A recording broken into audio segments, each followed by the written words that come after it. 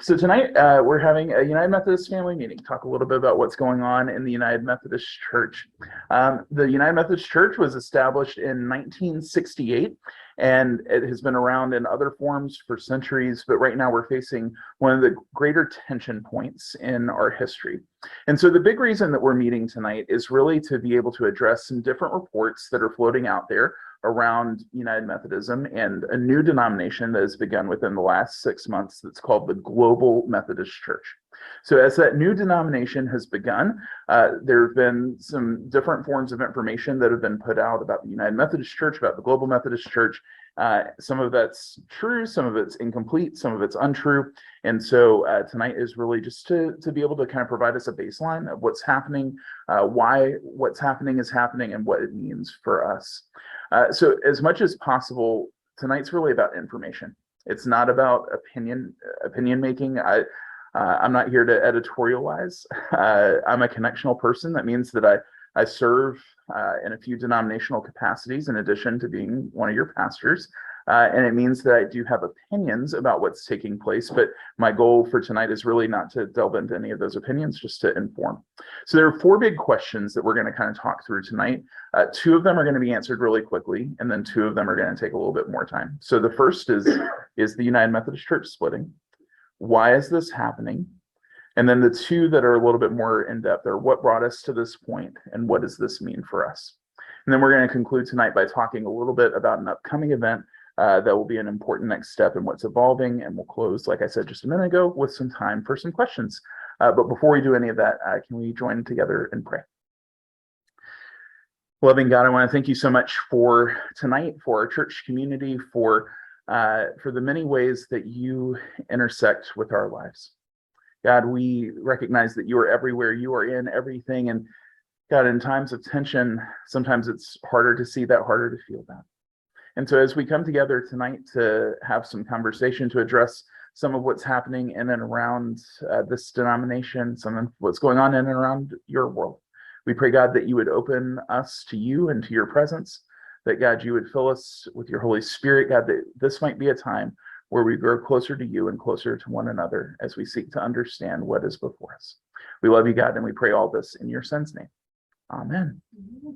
So like I mentioned, we're going to be talking about four questions. Before we get into that, I think it's important to just do a quick refresher on some United Methodist polity.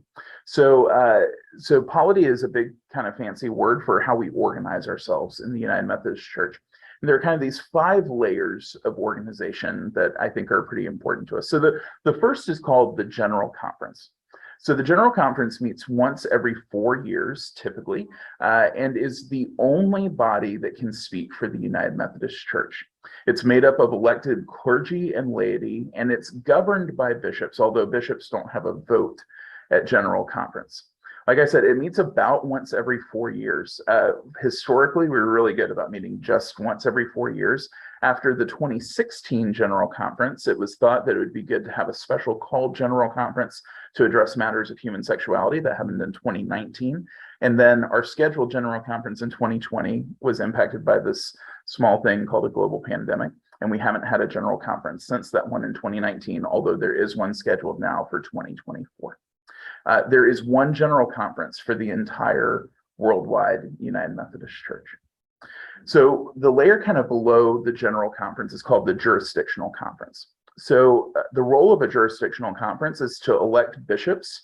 And so people are not just born bishops, they're not ordained bishops. People are elected to the episcopacy.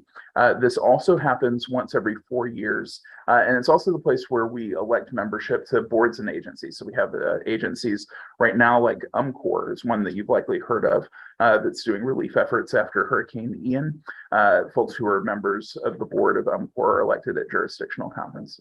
There are 5 jurisdictions throughout the United States. We are a part of the Southeastern jurisdiction. There's also the Northeastern jurisdiction, the North Central jurisdiction, the South Central jurisdiction, and the Western jurisdiction. And the other thing that body can do is decide the borders of annual conferences. So for example, in the Southeastern jurisdiction, we just recently remade some boundaries to create a new annual conference called the Tennessee Western Kentucky Annual Conference. The more you know. After the jurisdictional, so we have general, jurisdictional, and then we have the annual conference. So annual conference, by its name, it meets every year.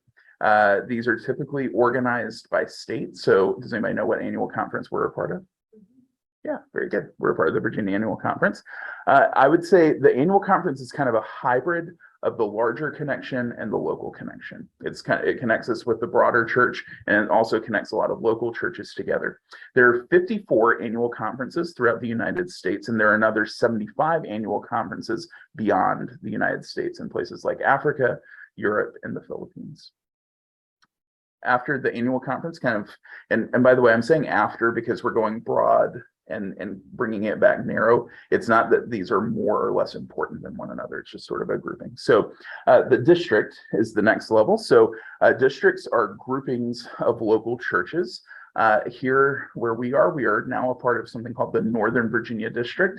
There was a pivot at this most recent annual conference to reorganize from 16 districts into 8. So we used to be a part of the Arlington District. Now we merged with the former Alexandria District to form the Northern Virginia District. And those districts are governed by a district superintendent. And in Northern Virginia, we have about 150 United Methodist churches. And then last but not least is our local church. That's us. And so we are the primary arm for disciple making and mission. We're governed by clergy, sometimes multiple clergy, as well as lay leadership. And here at Herndon, we're one of about 1,100 local churches, local United Methodist churches in the Virginia Annual Conference. I thought that was important just to give some overview because I think it's important to know when we're talking about the United Methodist Church, we're talking about Herndon United Methodist Church. We're talking about other United Methodist churches in our district and our annual conference. We're talking about United Methodist churches throughout the Southeast, and we're talking about United Methodist churches throughout the world. But there are some different roles for each of those bodies and different priorities as to what takes place when. So now I want to talk a little bit about having some clarity around the United Methodist Church and the Global Methodist Church. So we're going to start off with 3 of those questions that I mentioned at the very, very beginning. And 2 of these I'm going to answer probably in about a sentence. So the first one is one of the simple ones. Is the United Methodist Church splitting? The answer to that is no, not in an official capacity. What I would say is that an accurate way of phrasing things is that the United Methodist Church is splintering. Sometimes if you think about how many of you have a deck on the back of your house? We have a deck at the parsonage. So if you're making a deck and you have boards for that deck, if you split a board, that's intentional, right? There's something that happens there where you're taking a saw and you're saying, yes, it is now time for this board to be a different shape and size than it previously was. When a board splinters, that sometimes natural things happen, weather changes, and the wood changes in such a way that it no longer can stay together. Why is this happening? In some senses, I'm probably not the right person to answer that question.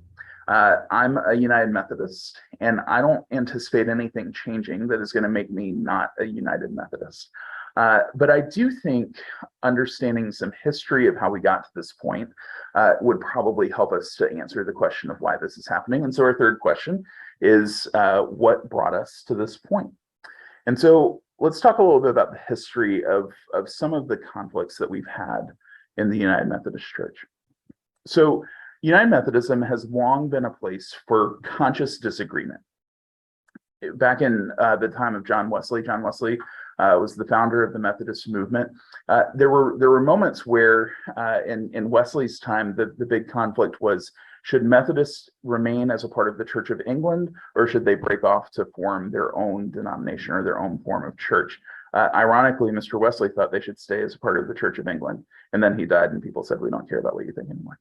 Maybe not exactly like that, but it ended up splintering off into its own church. But in one of his writings, John Wesley said these words: though we may not think alike, may we not love alike. May we not be of one heart, though we are not of one mind. His vision was that even in places where we have disagreement or discord about how we might have perspectives, what we might believe, that it's important for us to live in community together. So in the history of United Methodism, there have been some moments where these disagreements have come to a real impasse. One of the themes that really brought us into places where we had to divide was slavery and segregation. So in the middle of the 19th century, the Methodist Episcopal Church split into two separate denominations. There was the Methodist Episcopal Church and the Methodist Episcopal Church South. You might be able to guess who had what perspective on the issue of slavery.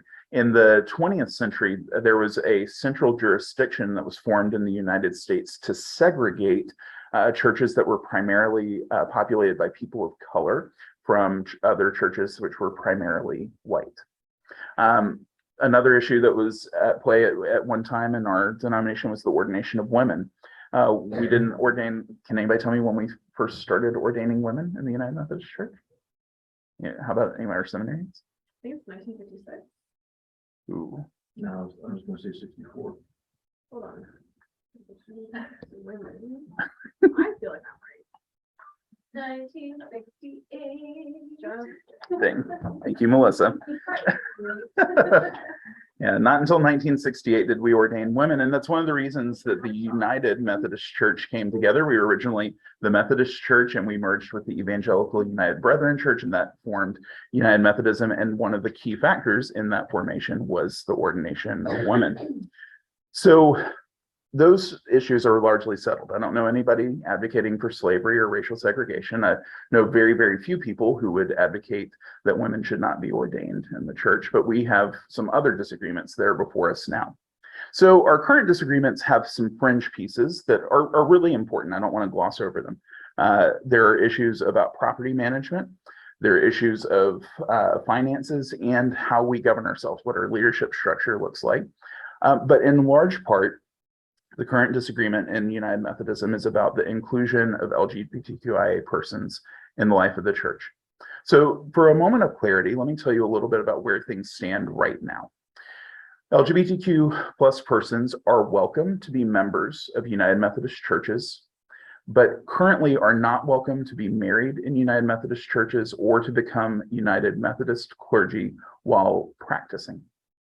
There is a statement in our Book of Discipline that says homosexuality is incompatible with Christian teaching. I would observe that there are probably three camps around this policy with a number of different sub-camps. So one of those camps would be called traditionalists. So traditionalists are folks who largely would hope to maintain and even strengthen policies, existing policies around LGBTQIA inclusion. There are progressives. So progressives tend to want to overturn these policies in favor of a more welcoming kind of perspective. And then there are centrists, and centrists are people who would say, well, we just hope that traditionalists and progressives and LGBTQ plus persons and everybody can live together in unity. Sometimes those are not three completely independent circles. Some of them have crossover with one another and play in different camps, and yet we are all one United Methodist Church. So in 2019, I mentioned this, that we had a general conference that was called to work on this. And the thought was, we're going to set some policy and some procedure for how we want to live life and community moving forward. And what happened in 2019 was, by a relatively narrow margin, a plan of action called the Traditional Plan passed.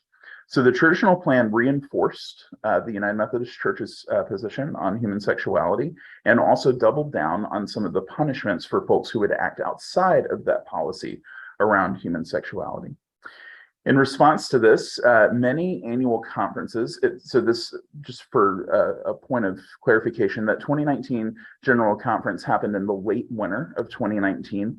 So it was just a couple of months before annual conference sessions started happening, not only in the United States, but around the world. And I think while there were some coming out of 2019 who felt like, okay, this is a settled matter and we'll move forward, many annual conferences experienced what I would call a pendulum swing in the election of delegates that would be sent to general and jurisdictional conferences. And that pendulum swing was, whereas before there was typically a pretty, this is sweeping with somewhat of a wide brush, but there were some traditionalists who were elected to general conference, some progressives, some centrists.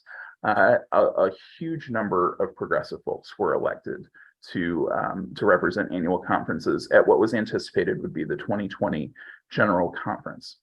So folks saw this, and there were some mixed feelings about this pendulum swing. And so I think one of the things that could be largely agreed upon is that ongoing conflict is not necessarily productive. So a few responses happened in the wake of the 2019 General Conference and the elections that happened in 2019 at annual conferences. So the first response was something called the Protocol of Grace and Separation. This was a professionally mediated agreement that was come together in which a number of different parties came together around tables for several months to try and negotiate a fair exit for traditionalists who felt like they were no longer desiring to be a part of the United Methodist Church. Included with this agreement was a payout to traditionalists to be able to form a new denominations, and also an agreement that they would be able to take all of their assets with them. In other words, things like their church buildings and their bank accounts and things like that. In addition, there was an agreement that there would be a pause on punishments for clergy officiating same-gender weddings that was agreed upon by most of the College of Bishops that serve the United Methodist Church. So legislation was written based on the protocol and was beginning you may have even heard us talk about the protocol at Herndon United Methodist Church. And so things were looking like that could be a way forward for the United Methodist Church beyond the contentiousness around this conversation. And then the second response happened, and it was an involuntary one, and that was the global pandemic. You're going to see a bullet point there that says the Protocol of Grace and Separation was considered no longer viable. That's something that many of the folks who helped to write the protocol have said recently, is that due to some of the change that happened in the global pandemic, specifically some of the financial realities of the worldwide United Methodist Church are a little bit different. Some of the tension points are a little bit greater. In addition, two of the key leaders who helped to craft the protocol, Bishop John Yambasu and Junius Dotson, both passed away during the global pandemic. And it's thought that some of those different points really have made it hard for us to envision a reality, excuse me, where the protocol could move forward. So as a result, a third response has taken place and largely has taken place in the last year or so. And that's the creation of something called the Global Methodist Church. So when the protocol was being written, it was envisioned that the Global Methodist Church, it didn't have a name at that time, but that something like that would come into creation once the Protocol of Grace and Separation passed. What happened is with the global pandemic kind of slowing everything down, we saw how that shifted our life here at Herndon. It shifted the denomination's life as well. Leaders of something called the Wesleyan Covenant Association, which is still in existence, it's part of some United Methodist churches, they began to say, well, we need to fast track the creation of the Global Methodist Church. And so that began existing as of May 1st of 2022.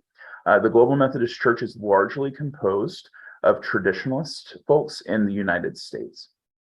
And much of the rush, I want to be careful about what I speak about here because I am not a part of the Global Methodist Church, and what I know is just what anybody could find out by looking online at their website and some of their information. But one of the things that seems to be really pressing for them is that at the 2019 General Conference, a piece of legislation was passed that's called Paragraph 2553.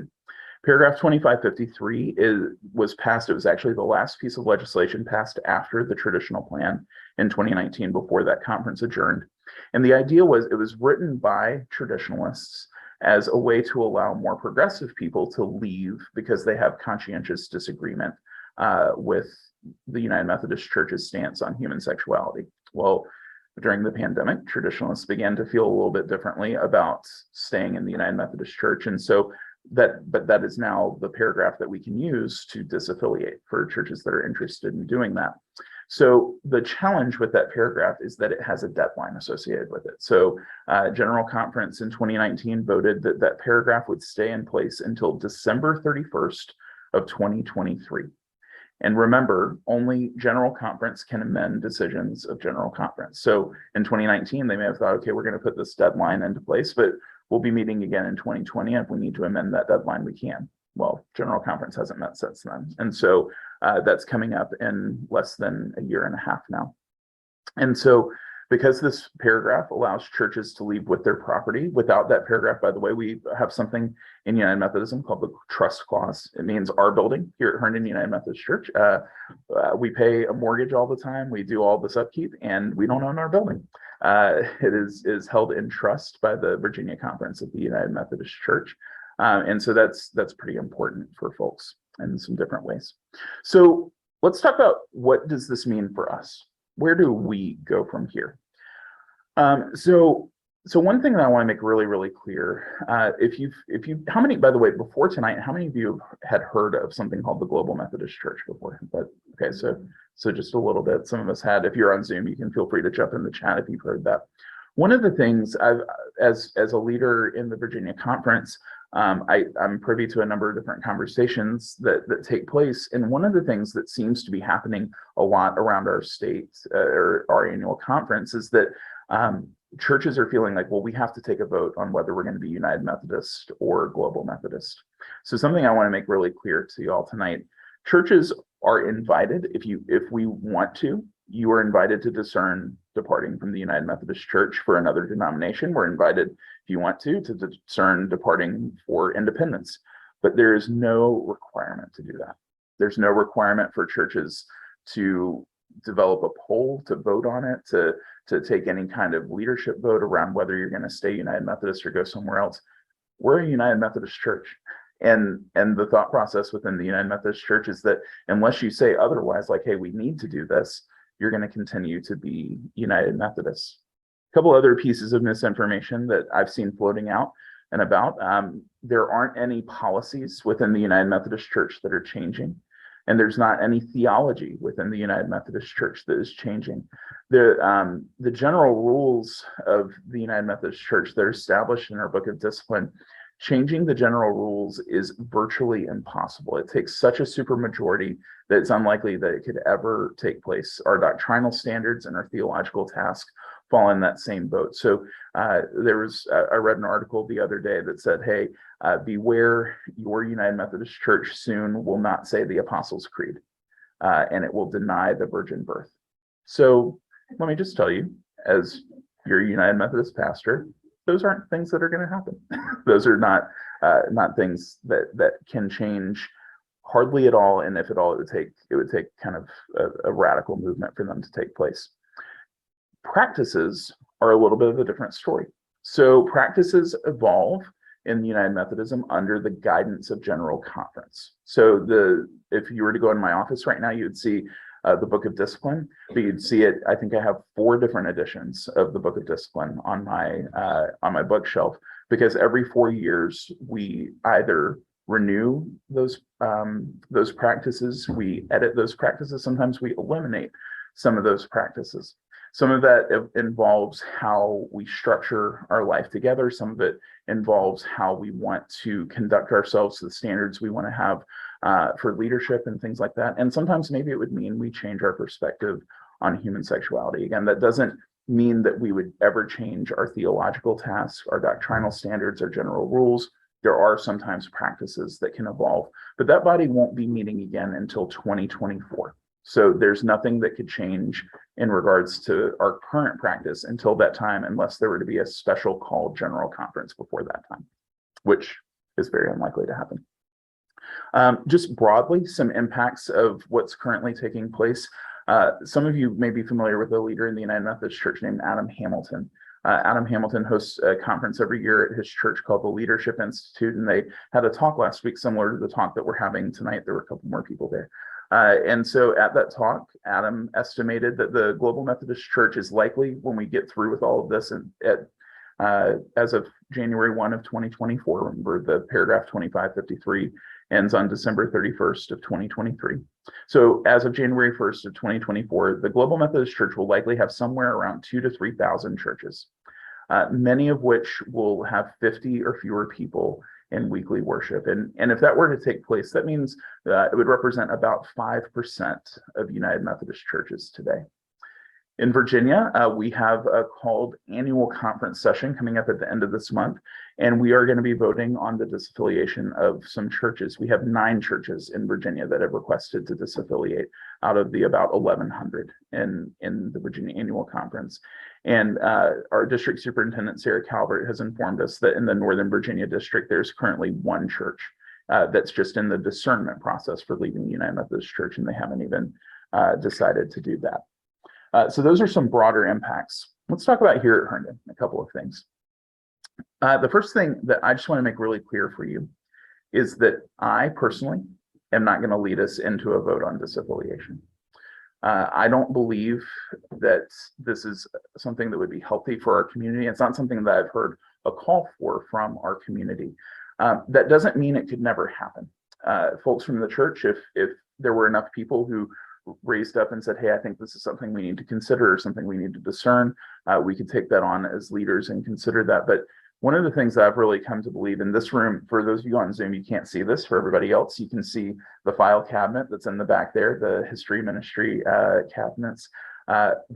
For over a century, closer to 2 centuries, we've been the United Methodist presence in the town of Herndon. And I think the town of Herndon continues to need that United Methodist presence, continues to need the presence of Christ that we can offer in our context.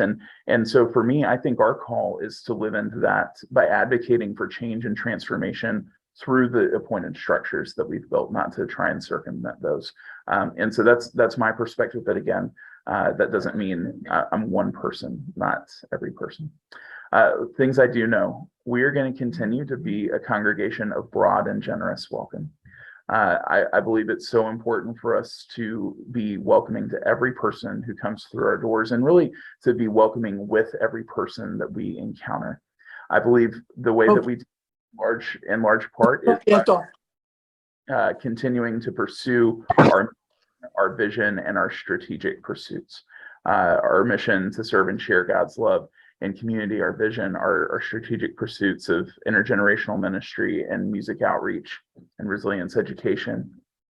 Anything else that we might be doing right now is speculative. I think thinking about, well, could this change how we have to practice as a church? Would it change who's appointed here as a pastor? Would it change how much we have to pay in apportionments? Things like that are all things that certainly I'm sure we'll have theories about, we'll have speculation about, but it would be just that. It would be speculative to think about anything else. And I think that's the next slide. You're good. Yep. All right, so that's a little bit about the United Methodist Church and the Global Methodist Church. The other piece that I want to make sure we have some information about tonight is our upcoming jurisdictional conference. So remember, we talked at the beginning about our polity.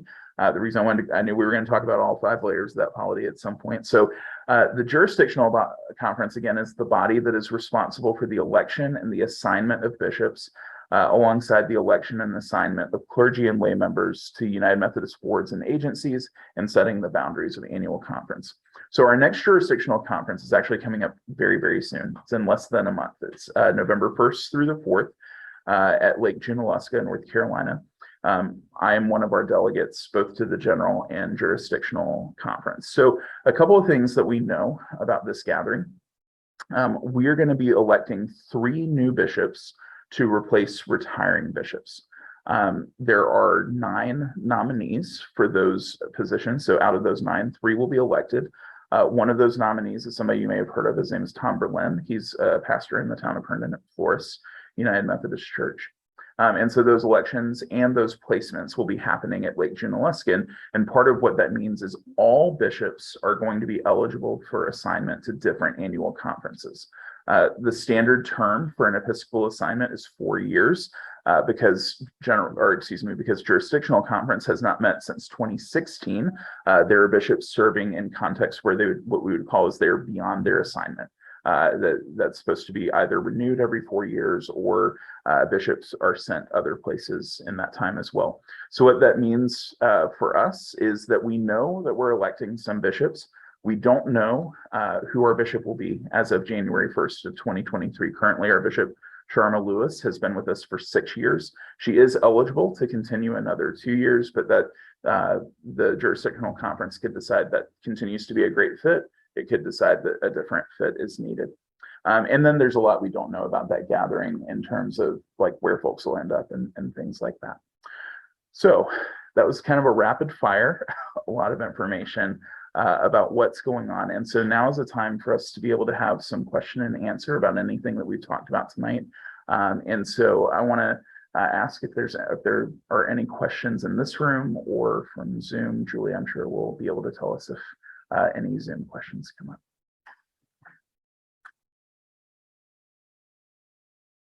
How many jurisdictional conferences are there? There are 5 jurisdictions.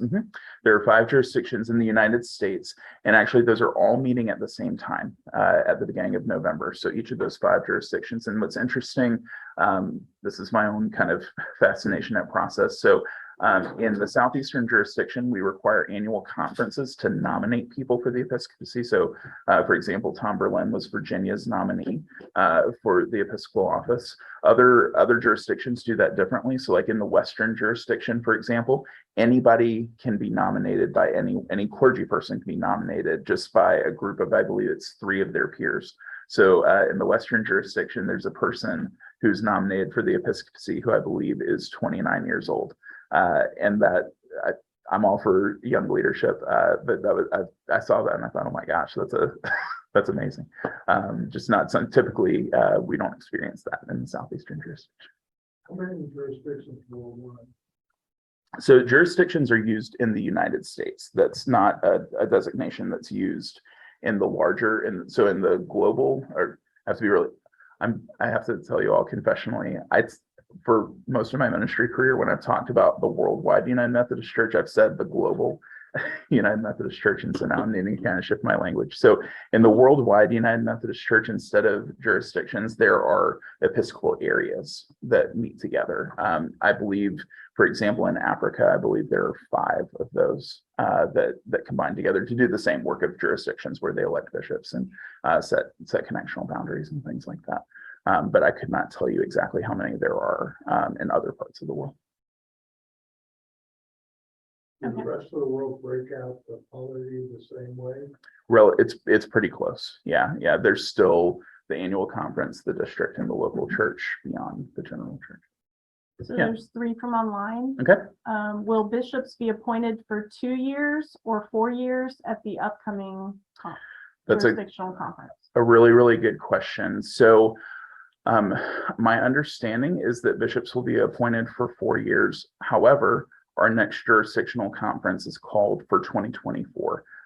It'll be following the general conference that happens in 2024. So what that could mean is that a bishop is placed somewhere for 2 years, and then that placement is renewed at that 2024 time period, or it could end up being kind of a trial period where a bishop comes and then they say, oh, maybe this didn't work like we thought it would, and they do some transitions. Another example, like there's a nominee this year. I'm kind of knee deep in the Episcopal nominees and know more about that than I'd care to. So like one of our Episcopal nominees from Florida is named Sharon Austin, a fantastic candidate who happens to be 70 years old. What that means is in the United Methodist Church, mandatory retirement happens at 72. So if Reverend Austin were to be elected, she would be serving somewhere for 2 years and then retire, and then that annual conference would be receiving another bishop in 2024. But once a bishop, always a bishop in the United Methodist Church. And so what that means is that Reverend Austin, if she were elected bishop, would have a permanent seat on the College of Bishops and help to do decision making within that body. Okay. Besides you, who will be representing our church in the different conferences? Great. So that's a great question. So Herndon is, we have 2 clergy people appointed to us. So myself and Scott Bach-Hansen, for those of you online, it's just on the other side of the camera. What that means is at annual conference, the 2 of us as clergy people are eligible to go, as well as we will have now 2 lay delegates that represent us at annual conference. Additionally, we have people from our church who have served as district at-large delegates to annual conference. So typically every year we have a contingent of at least 4 people that are going from Herndon, but we know we will have at least 4 people representing us at annual conference. At jurisdictional conference, we have a wider array of representation from all over Virginia. Nobody else from Herndon United Methodist Church, but interestingly enough, there are 3 United Methodist churches in the town limits of Herndon, and all of us are both, all the clergy, or the lead clergy of those churches are both general and jurisdictional delegates. So we have 22 clergy and 22 laity that will represent us as the Virginia Annual Conference at our upcoming jurisdictional conference. And in 2024, there are 11 clergy and 11 laity who have been elected to serve as delegates to those two, to the general conference. One of the points of clarification is in Virginia, our practice is anyone who is elected to general conference automatically also serves at jurisdictional conference. So we elect 11 people, and then the next 11 people, and then we have 10 what are called reserve delegates for both clergy and laity in case people get sick. Unfortunately, there I believe are 2 lay delegates who have passed away from Virginia in the time of pandemic. So we do have some reserve delegates who are going. One more question. How are things like UMCOR and GCAH affected by the Global Methodist Church?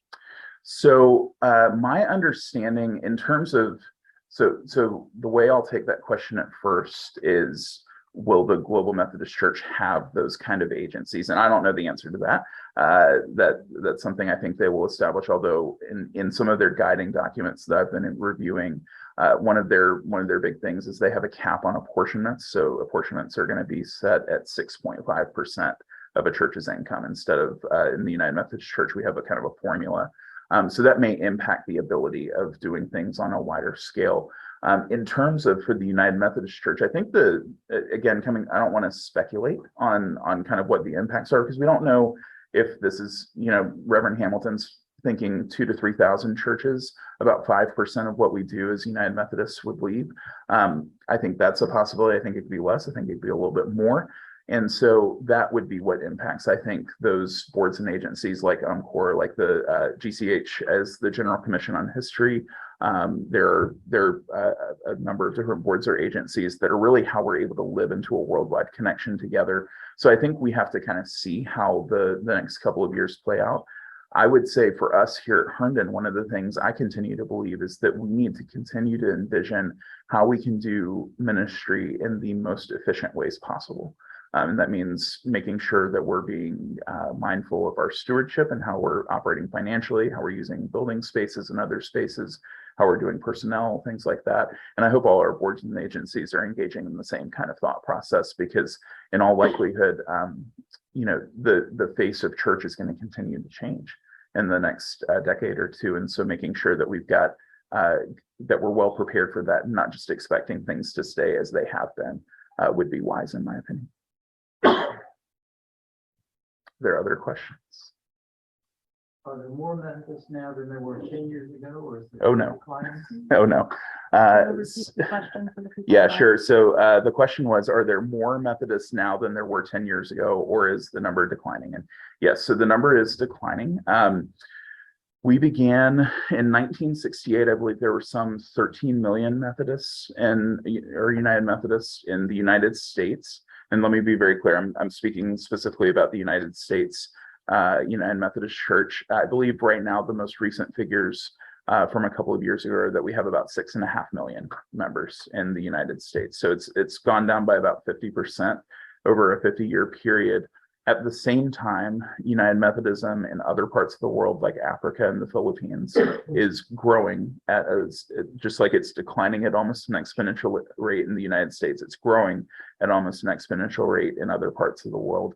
And that's kind of a fascinating thing. It's not completely dissimilar from the trends around religiosity in America that we see beyond the United Methodist Church. Like you've heard me talk in sermons before that the fastest growing faith segment in the United States is nothing in particular. And that continues to be the case. And so I think one of the things that we have to be really careful about, and this is going to be just a brief editorializing that I said I wasn't going to do, is making sure that we have an understanding of why that is and don't assume the rationale for that. So there are some who are quick to say, well, we've changed our perspective on this or that. And I think the reality is a lot has changed in and around our country and in and around our world in the last few decades. And so the reason that religiosity is changing in the United States and really around the world has a lot of different facets and probably can't just be pigeonholed into one space. And so I think it's important to recognize that and to consider how are we sharing good news, how are we sharing light and love and all that we say and do, while also ensuring that we don't infer causation about why that's the case. One more from online. Yeah. Can you comment on whether the 2020 General Conference was postponed or canceled? I believe that this is Yeah. before Judicial Council. Great Yeah. question. Yeah, that's a great question. So two words that sound awfully similar to each other, postponement and cancellation. The answer I would give to whoever asked that is we don't know yet, but we should know soon. It is on the docket for Judicial Council currently, and they're meeting currently. So the reason that this is really important, the 2020 General Conference we know did not happen. We're certainly beyond 2020. It has not taken place yet. So if the 2020 General Conference were to be postponed, what that means is so keep in mind that that conference was due to happen in May of 2020. So when the world kind of came to a little bit of a halt in March of 2020, we were less than 2 months away from that General Conference taking place. That means every time General Conference meets, there are thousands of pages of legislation that folks are working through and trying to imagine, hey, does this fit? Does this not fit? And all of that sort of thing. All of that legislation, and additionally, all of the delegates that were elected to that conference have been elected for that General Conference. So the reason that postponement and cancellation is important is if it's postponed, all that means is that when General Conference meets again in 2024, all of the legislation that was proposed for 2020 and all of the people who were elected just move right into 2024. We don't have to do new proposals. We don't have to do new elections. However, if it's been canceled, what that means is that annual conferences will now have to elect a whole new slate of delegates. We'll have to resubmit a whole new set of petitions to be considered. And it's basically everything that happened in preparation for 2020 gets erased. And we start with a blank slate. And so there are a lot of folks like me who are pretty interested to see what will happen when Judicial Council rules on that. But I would expect that maybe even as soon as the time that Jurisdictional Conference meets, that we'll have an understanding of what that ruling is. Okay, there's a follow-on. What is Yeah. the role of the Judicial Council? Great question. There is, I will provide a link. There's a really helpful infographic that United Methodist Communications has put together that on a single page shows the interconnection of all of these different bodies that we're talking about. I tried to kind of give the main frame there. So Judicial Council is a group of 7 folks that's elected by our General Conference to, they're essentially the Supreme Court of the United Methodist Church. So what that means is whenever there's a question of church law and how that law should be applied, it goes to Judicial Council for their interpretation and their ruling. These people are made up of clergy and laity, and they meet about once a quarter, and they represent folks from all over the world. And so a great example in Virginia, there was a request at our most recent annual conference in June of this year for a declaratory decision from Judicial Council about some events related to a clergy person in Virginia who's being held on charges for officiating a same-gender wedding. And it's thought that the Judicial Council ruling that comes from that will likely influence the application of whether or not that person will experience any kind of formal punishment around officiating that wedding. And so anyways, that's kind of the role of Judicial Council, is to say, okay, when we have perhaps competing visions of how to apply church law in a setting, it goes to them and they help us to figure that out. Really good question. Any other questions? So the Judicial Council could overrule what's in the book of discipline? They would not. That's a good question. So the question that was asked in the room is, could the Judicial Council overrule what is in the Book of Discipline? I don't believe the answer to that is yes, Jim. My understanding of the role of the Judicial Council is to apply their interpretation of the Book of Discipline, much like, and the reason I like the analogy of the Supreme Court is typically the Supreme Court is asked to apply the Constitution to apply other elements to modern setting, modern kind of problems that arise and conflicts that arise. And so that's essentially what, but we wouldn't ask the Supreme Court to rewrite the Constitution, right? They're simply trying to apply it. And that's the role of Judicial Council, is to apply the interpretation of the Book of Discipline to the particular case that they're asked to rule on. But as an example, the question that came about the postponement versus cancellation, there's really not a provision in the Book of Discipline that speaks to that. So they're trying to work with multiple areas of the Book of Discipline to most faithfully apply what they believe the interpretation should be. The case you mentioned on same-sex marriage, Sure. that would not be right. Yeah, so that probably wasn't a good illustration. So the case in Virginia of a clergy person officiating a same-gender wedding, the question about a declaratory decision is not about, it's actually not about the clergy person, it's about the bishop's interaction with the clergy person, and whether the standards by which he came to be on charges are those in line with the Book of Discipline. It's not about the actual action itself. Thank you. Any other questions? On a scale of 1 to 10, Mhm. 1 being not much of an issue, Mhm. being catastrophic, once we get to the end of 2023, Mhm. are we at a 1 or a 10? Okay, so the question was, on a scale of 1 to 10, from 1 being kind of nothing to a 10 being catastrophic, where do we find ourselves at the end of 2023? I think for us here at Herndon, it's like a 1 or a 1.5. I do not, folks who have desired to find other faith communities because of the challenges that we have around our understanding of human sexuality, in many senses, I would say that a lot of those folks have left already. So I think we've experienced the largest tidal wave of departure over that conversation. It's not to say that other folks couldn't leave over time. I know the folks that I've been in conversation with who continue to stay, who have said I'll be out if, are largely people who say if nothing changes, I'm going to step away. Well, we won't know that until 2024. And that's when the next general conference meets. I think folks who have a more traditionalist perspective, again, not as a whole, but in large part, there are folks who have left already. Furthermore, I don't see Northern Virginia as being a target area for the Global Methodist Church. I spoke to a church a few weeks ago in Lovettsville, who is discerning. They're actually actively in the discernment process about whether to stay in the United Methodist Church or go to Global Methodism.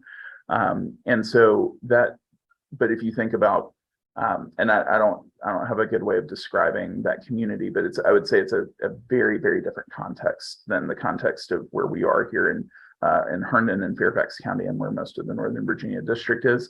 I think when we think about United Methodism as a whole, I do think we're going to see some changes and some shifts in terms of how we are able to deploy our resources because of this. So I would imagine, as an example, in the Virginia Annual Conference every year, we expect to have when we do our apportionment calculation, we expect to have somewhere between 80 and 90% of the apportionments come in that are assigned to local churches. We may have to adjust that a little bit, maybe closer to like 75 to 85% of that comes in if we have churches leave. But I don't envision this being a tidal wave kind of thing. I envision it more like I don't know if any of you ever skipped rocks as a child. We had a pond in the back of out back from my house, and whenever you skip rocks, everywhere the rock jumps, it does have a ripple effect. But that ripple effect is not one that's long lasting. It's one that eases after a little while. And so that would be my expectation, but it's also, I would be very clear about saying that's speculative because we don't know yet what things are going to look like, but that's my imagination. Any other questions? Could this issue of something has to occur by the end of 2023? Mhm. However that happens, could there be an effort to renew that? Could someone with some other issue?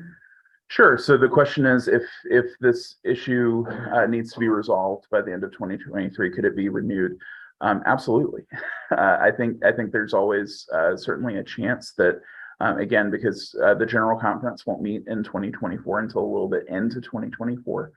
It could be this paragraph will no longer be in the Book of Discipline when the 2024 General Conference meets, because or if it is, it will be there with the expiration date on it, so it won't be able to be applied any longer. But General Conference in 2024 could take it up and say, well, actually, we want to give people a little bit more time or something like that. Or they could say, well, we don't want to do it exactly like that, but we want to do this. And again, that's part of that speculation where there's always a chance that somebody could step in and say, hey, we're gonna try this.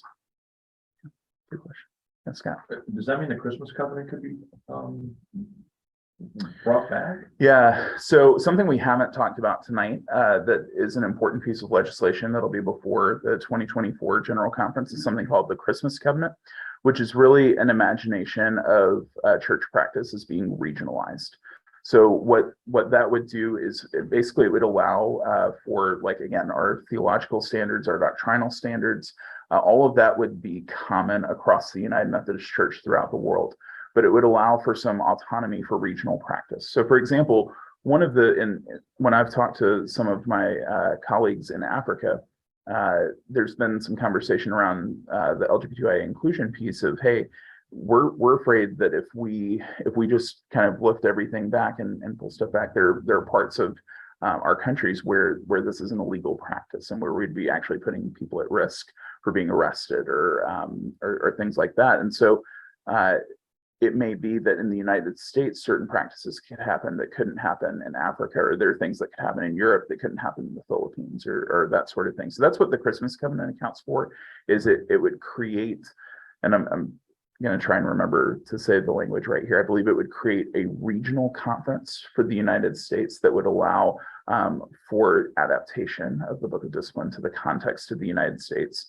Same would happen in Africa and Europe and the Philippines. And so that certainly is something that could happen, but again, would not happen until 2024. And we just won't know about that for another year and a half or so.